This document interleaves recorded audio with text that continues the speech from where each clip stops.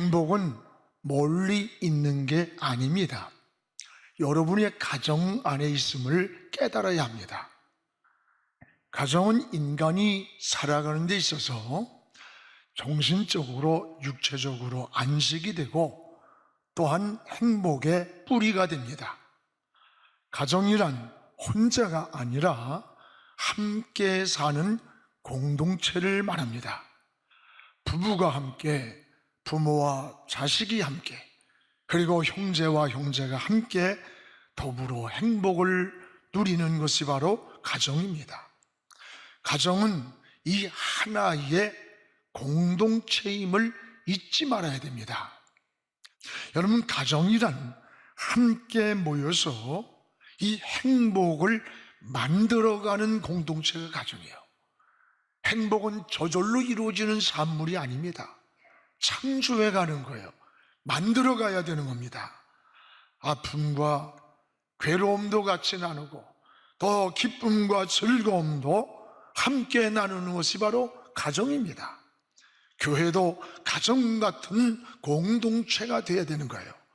그래서 저는 우리 성도들이 등록을 하면 영안의 가족입니다 이런 말을 해요. 가족이라고 하는 패밀리라는 말 자체가 사랑의 공동체라는 뜻입니다. 사랑으로 이루어진 공동체가 바로 가정입니다. 더불어 연결고리가 잘 이루어져야 됩니다. 자기 고집만 주장하고 권리만 주장하는 그런 가정은 행복한 가정을 이룰 수가 없습니다. 여러분, 성경에 나타난 하나님이 원하시는 가정의 모델이라면 두 가정을 소개할 수 있습니다. 구약에서는 노아의 가정입니다. 120년 동안 방주를 지어가는 데에도 그 아들과 자부들까지 끝까지 변함없이 순종하면서 하나님을 경외했다라고 했습니다. 신약에서는 고넬료의 가정을 소개할 수 있습니다. 고넬료는 직책이 그 당시에 백부장이라고 했습니다. 오늘날로 말하면 중대장급 정도의 직급입니다. 그렇게 넉넉하지 못했지만 평범한 가정이지만 그런데 성경에 나올 정도의 그런 모범적인 가정이었습니다.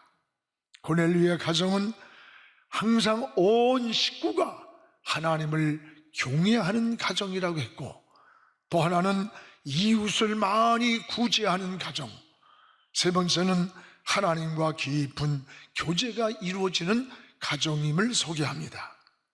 성경에 나온 이 두 가정은 바로 하나님이 원하시는 그런 가정의 모델임을 볼 수가 있습니다. 여러분의 가정이 이런 행복한 가정 되기를 주님의 이름으로 축복을 합니다. 솔로몬은 잠언의 행복한 가정의 본질을 잘 몇 가지로 소개합니다. 그 하나는 뭐냐? 따라합시다. 하나님을 경외하는 가정. 행복한 하나님이 원하는 가정의 본질은 첫째가 하나님을 경외하는 가정이라는 거예요. 우리 16절 같이 읽겠습니다. 가산이 적어도 하나님을 경외하는 것이 크게 부하고 번뇌하는 것보다 나으니라. 여기에 가상이 적어도 여러분 하나님을 경외하는 것, 이 성경에 하나님을 경외한다는 말이 45번 나와요. 경외라는 말은 하나님을 잘 섬기는 것을 말하는 거예요. 비록 우리 집에 소유가 넉넉지 못해도 행복한 가정이 있는가 하면 여러분 많은 소유를 가지고도 마치 썰렁한 냉장고 속처럼 갈등하고 방황하고 서로 얼굴을 등지고 엉켜있는 그런 가정이 얼마나 많아. 여러분의 가정 속엔 둘 중에 어떤 가정입니까? 또한 여러분 행복한 가정의 출발점은 뭘까? 행복한 가정의 출발은 믿음인 것입니다. 여러분, 믿음을 떠난 행복은 마치 모래 위에 집을 진 것처럼 언제 어느 때 인생이 무너질지 몰라요. 믿음처럼 귀한 게 없습니다. 여러분의 자녀의 심장 속에 이 믿음을 심어줘야 돼요. 자녀들에게 공부를 잘 시키는 것, 그리고 재산을 물려주는 것 중요합니다. 그러나 더 중요한 믿음 위에 인생의 기초를 놓아줘야 돼요. 믿음 위에 성공의 꿈을 꾸고 인생의 진로를 꿈꿀 수 있는 그 기초를 세워줄 수 있어야 돼요. 기초가 든든하면 무너지지 않는 겁니다. 마태복음 7장에 보면 예수님이 두 건축자를 비유로 소개합니다. 두 사람이 집을 짓는데 한 사람은 반석 위에 기초를 두고 집을 지었습니다. 한 사람은 쉽게 짓기 위해서 모래 위에 기초를 두고 집을 지었다는 거예요. 겉으로 보기에는 다 결과에 똑같은 집이에요. 아무도 몰라요. 오히려 반석을 다듬고 또 여러분 세운 집은 공정기간도 많이 가고 더 나아가 경비도 더 많이 들었을 거예요. 어리석어 보였을 거예요. 편안할 때는 몰라요. 그러나 비바람이 몰아쳤다 그랬어요. 어느 날 창수가 터졌다 그랬어요. 그날의 결과가 나타난 거예요. 그게 마태복음 7장 25절에 이렇게 말씀합니다. 같이 읽읍시다. 비가 내리고 창수가 나고 바람이 불어 그 집에 부딪힘에 무너지지 아니하니. 왜? 이는 주추를 반석 위에 놓은 까닭이라. 비바람 불고 창수가 났지만 부딪혔지만 무너지지 않았다. 기초를 반석 위에 놨다는 거예요. 그런가 하면 27절에 보세요. 같이 읽어봅시다. 비가 내리고 창수가 나고 바람이 불어 그 집에 부딪힘에 무너져 그 집이 심히 무너져서 버렸다. 이건 뭐냐? 모래 위에 기초를 둔 집이. 여러분, 여기에서 우리는 뭘 볼 수 있어요? 문제는 기초라는 거. 기초가 반석이냐 모래냐가 중요한 거예요. 비바람이나 창수는 문제가 아니에요. 왜? 우리가 인생을 살아가는데 365일 평안하고 좋은 날만 있는 거 아닙니다. 언제라도 비바람이 불 수 있어요. 언제라도 홍수가 우리에게 밀려올 수 있기 때문입니다. 여러분, 어떤 환경에 우리가 놓인다 할지라도 우리 인생의 기초가 어디에 있느냐는 거예요. 반석이냐 아니면 모래 위에냐는 거예요. 사랑하는 여러분, 여기에 문제는 기초에 문제가 있는 거예요. 기초. 유다서 1장 10절에 이렇게 말씀합니다. 사랑하는 자들아, 너희는 너희의 지극히 거룩한 믿음 위에, 우리 인생의 반석을, 기초를 어디다 두냐? 거룩한 믿음 위에 자신을 세우라는 거예요. 이게 그리스도인의 삶이에요. 여러분, 꿈을 꿔도 반믿음 위에서 인생의 성공을 꿈꿔야 돼.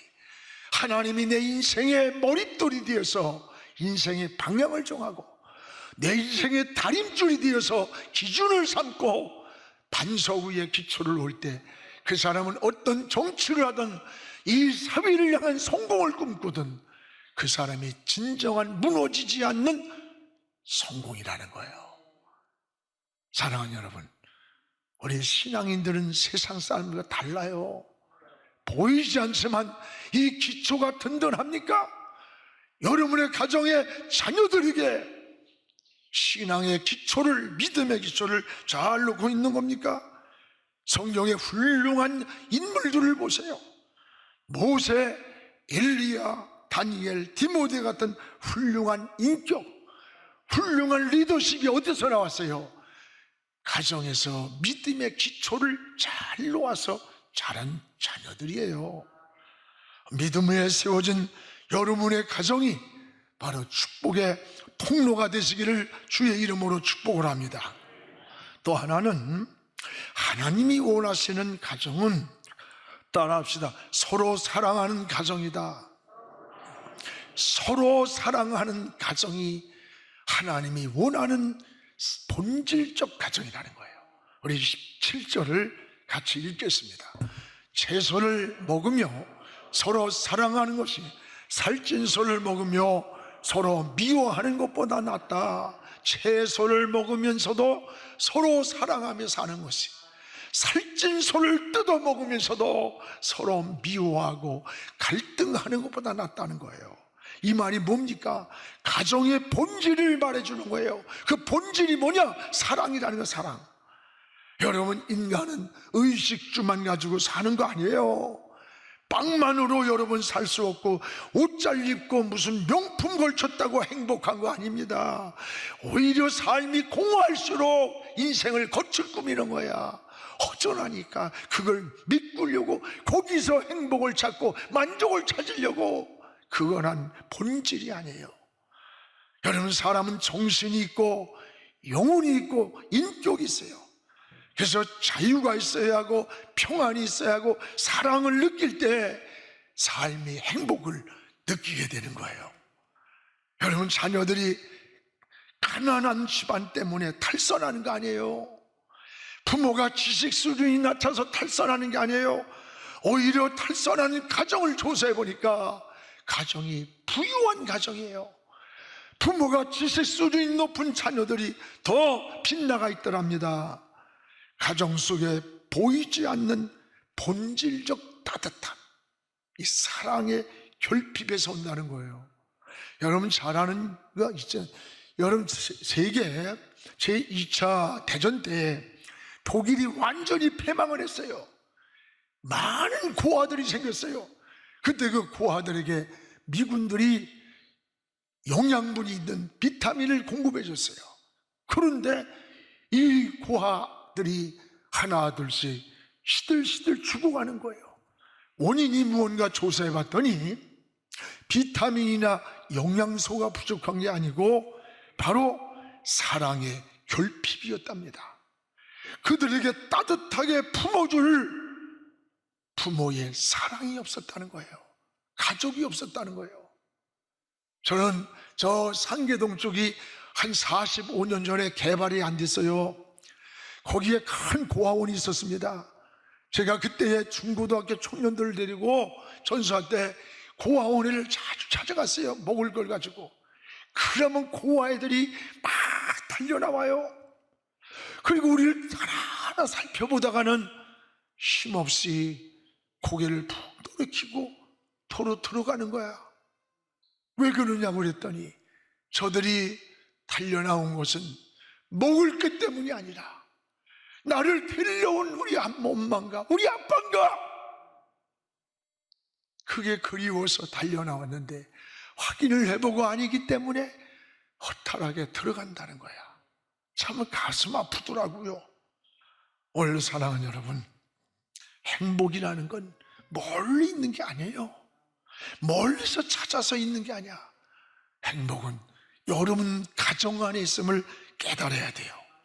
함께 사는 공동체 속에 사랑이 있어야 되는 거예요.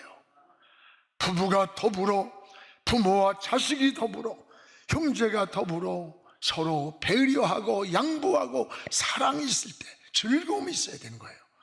함께 모여 행복과 고통을 나누고 사랑을 나누는 이런 여러분 공동체예요.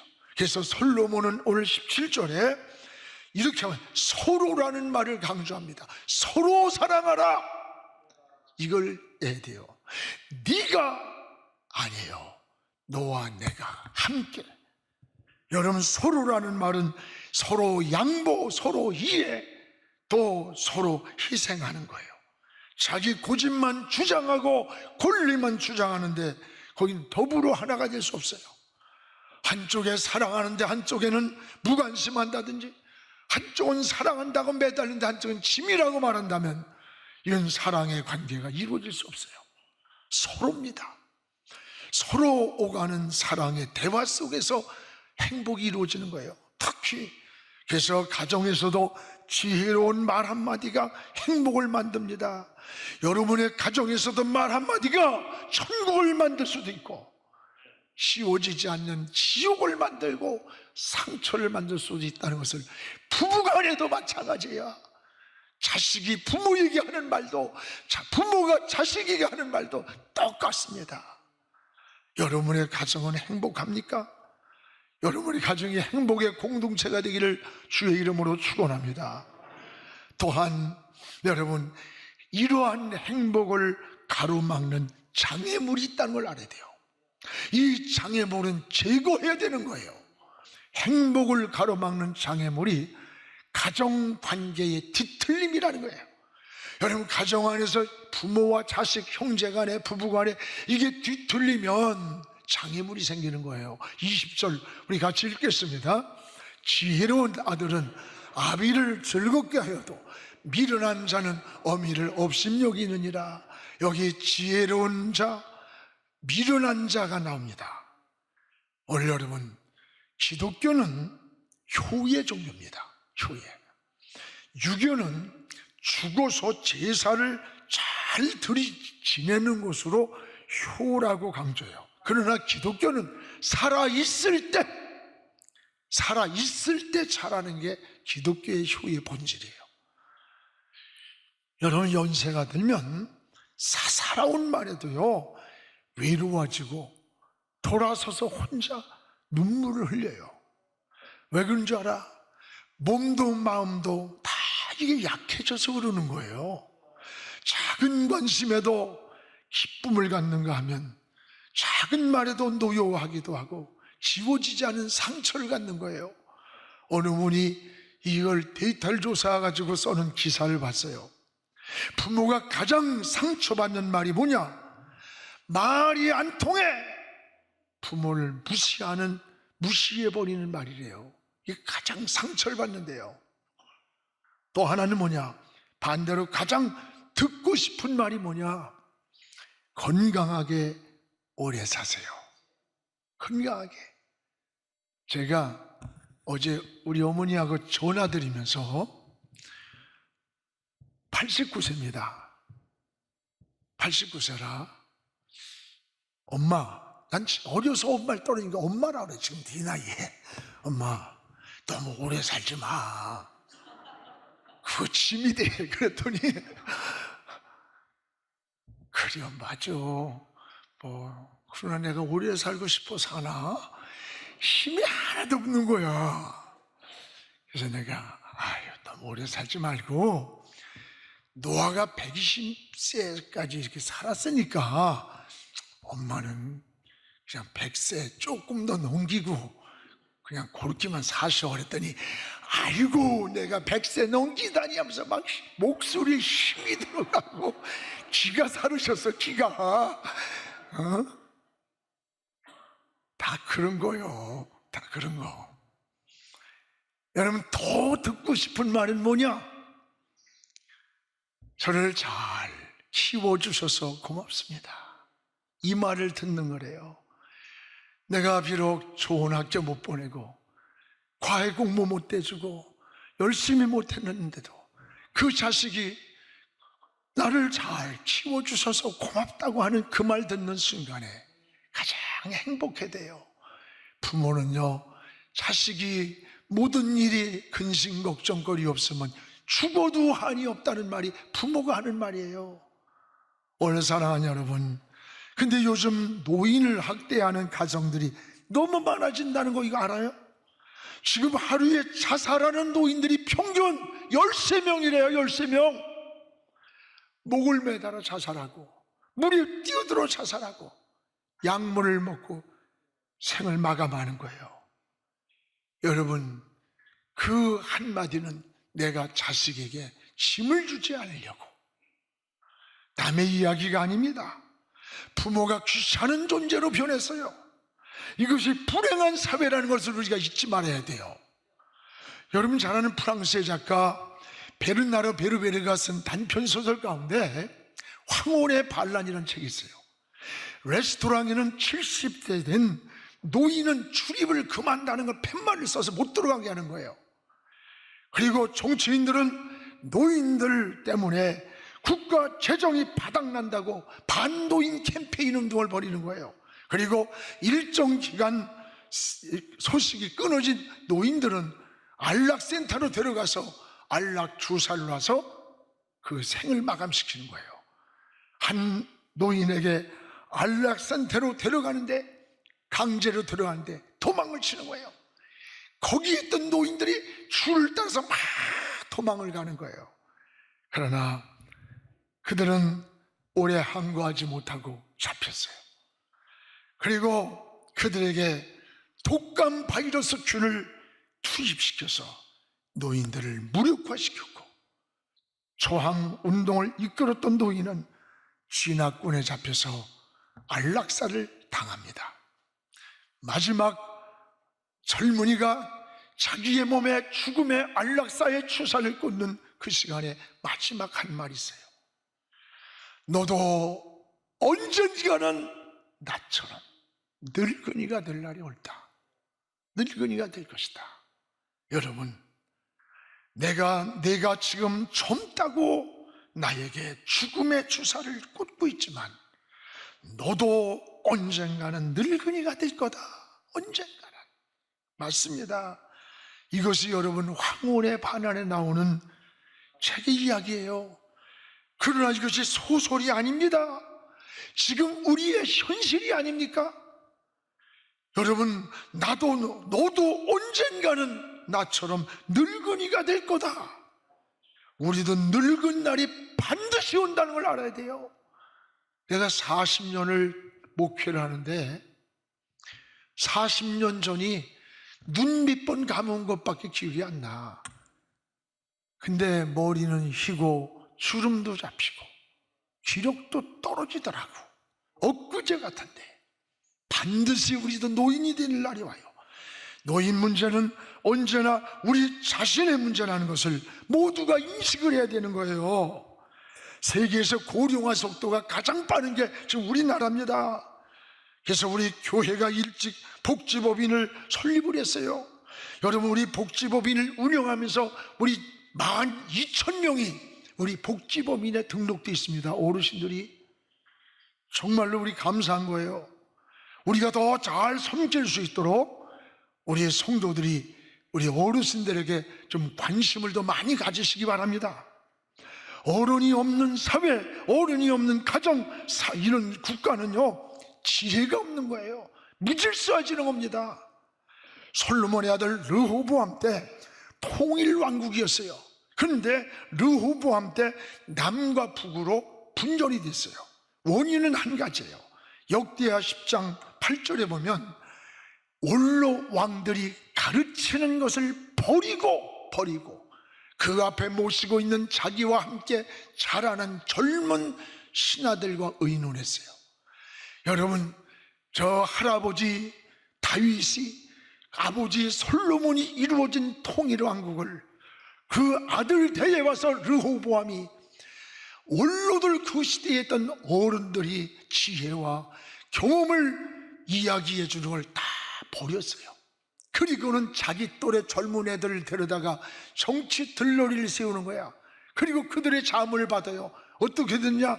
역대하 10장 11절에 보면 내 아버지가 너희에게 무거운 몽이를 매게 하였으나 이제 나는 너희에게 몽이를 더욱 무겁게 할 거다. 내 아버지는 가죽으로 채찍을 널 때렸다면 나는 새꼬랑이에 다른 전갈로 너희들을 채찍으로 다스릴 거다. 뭡니까? 이 젊은 친구들 지혜들한테 자문을 받아서 백성들은 지쳐있고 힘들어있고 어려워 있는데 더 채찍으로 새가 박힌 창살로 너희들을 노역을 시키고 더 잡아조지겠다는 거예요. 속된 말로. 그러니까 통일왕국이 남과 북으로 박살이 나버린 거예요. 여러분, 교회에서도 어른들의 지혜를 받아야 돼. 여러분, 장로님들, 권사님들 연세만 따고 우습게 알면 큰일 납니다. 저분들은 30년, 40년, 50년의 하나님과 교통했던 영성과 경험의 인생에 지혜가 있는 거, 지혜가. 이래야 건강한 거예요. 여러분, 나라도 마찬가지예요. 어른들을 무시하는 나라는 그건 무질서한 거예요. 어른이 있어야 돼. 원로라는 게 있어야 되는 거예요. 이걸 알아야 제대로 된 겁니다. 사랑하는 여러분, 우리의 행복은 저절로 이루어지는 산물이 아니에요. 만들어야 돼요. 행복한 가정을 서로 만들어 가시기를 바랍니다. 하나님께 기초를 둔 가정, 서로 양보와 배려가 있는 가정, 이런 가정이 될 때에 행복한 가정이 이루어지는 거예요. 이 어버이 주일입니다.